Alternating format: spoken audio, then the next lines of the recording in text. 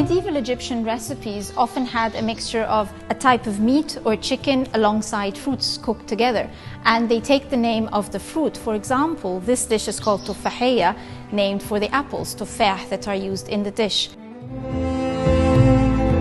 And when travelers coming into Egypt in the 14th century saw these sweet and savory dishes, they were quite surprised. They were not familiar with them elsewhere. It was very particular to Egypt at the time.